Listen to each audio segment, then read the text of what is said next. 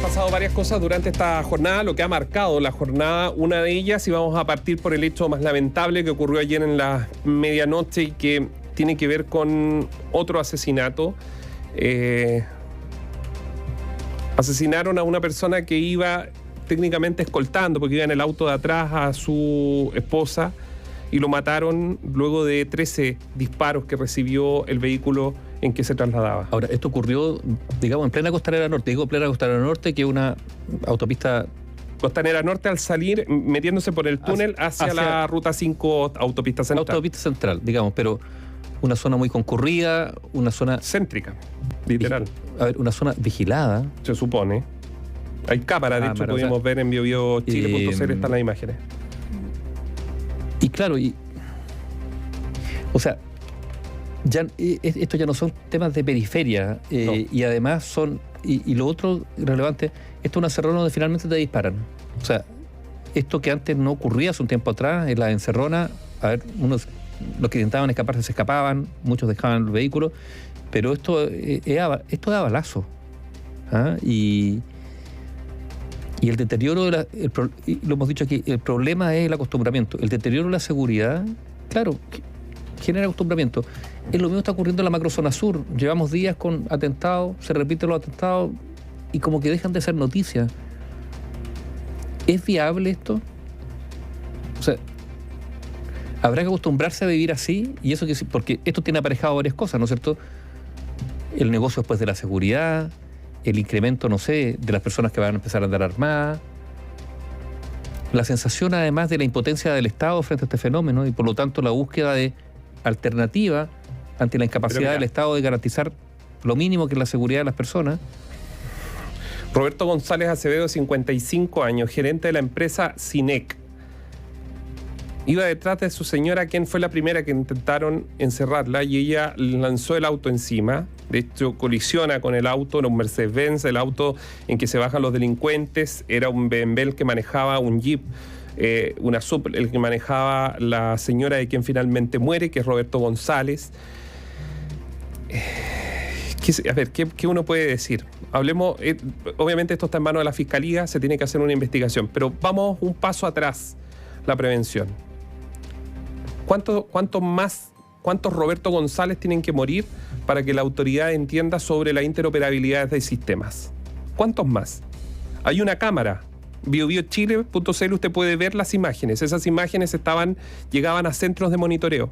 La pregunta es, ¿cuándo vamos a tener sistemas que están en todo el mundo? Están en Nueva York, en París, están en las grandes urbes y en las no tanto también, funcionando para poder tener registros en línea y que los equipos de urgencia y de emergencia puedan hacer, por ejemplo, operaciones candado, porque de una buena vez hay que detener a los delincuentes con las manos en la masa?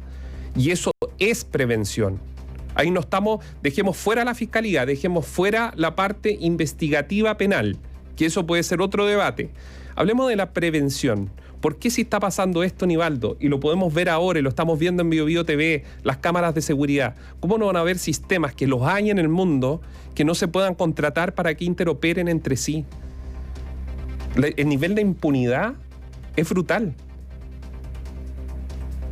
Porque le puede pasar a cualquiera. Es verdad que no todos los días o a cada rato están haciendo encerrona. Es verdad. Y las compañías de seguro en cierta forma se aprovechan porque dicen, mire, lo que pasa es que como están robando autos, también eso es verdad.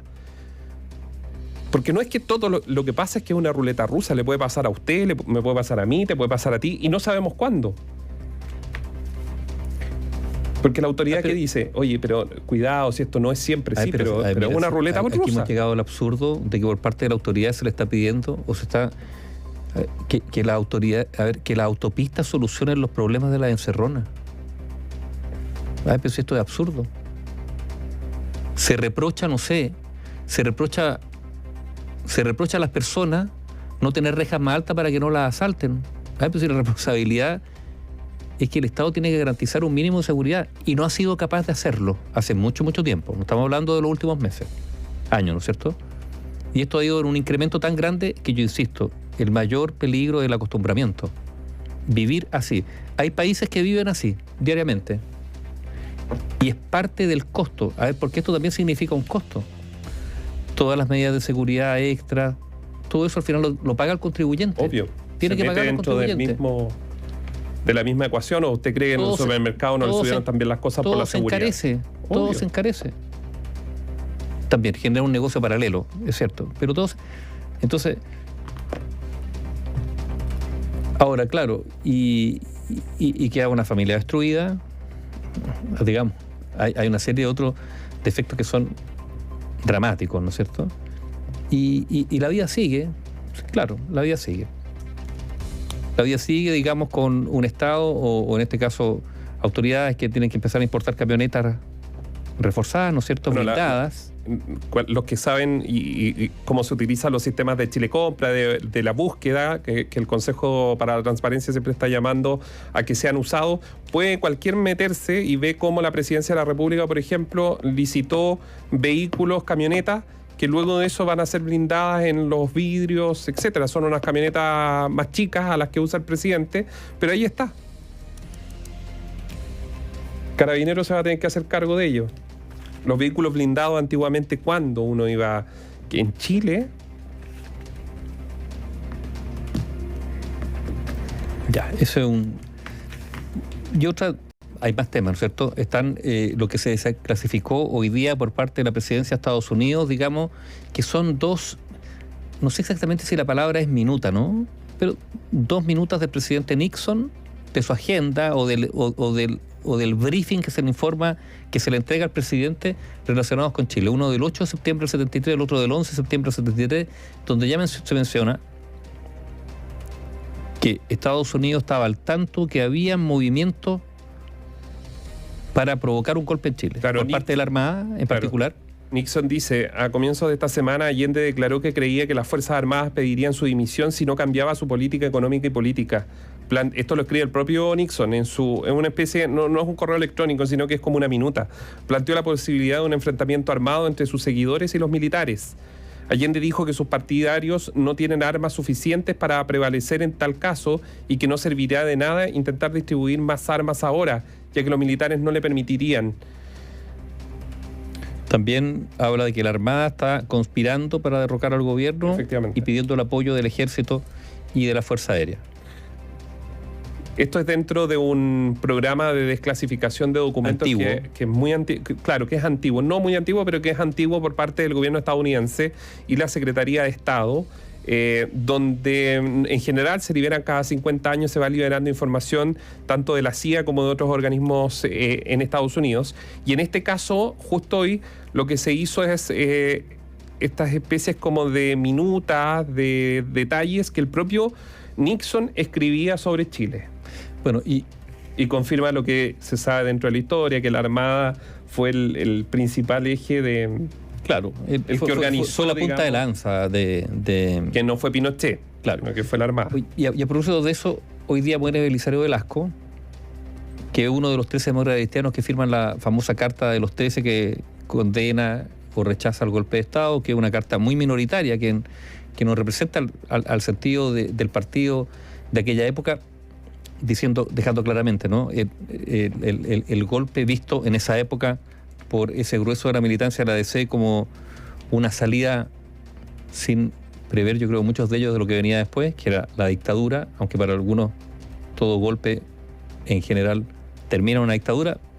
Pero Belisario Velasco, una persona, Belisario Velasco, para la transición entre dictadura y democracia, por ser el subsecretario del Interior, fue el hombre que tuvo que llegar a La Moneda, cuando todavía La Moneda estaba siendo ocupada por la dictadura.